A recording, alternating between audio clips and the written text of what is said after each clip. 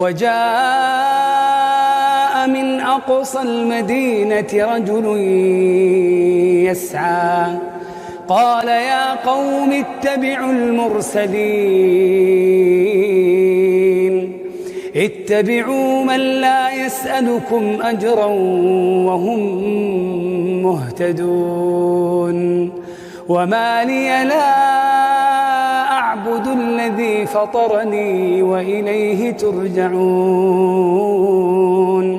أأتخذ من دونه آلهة إن يردني الرحمن بضر لا تغن عني شفاعتهم شيئا ولا ينقذون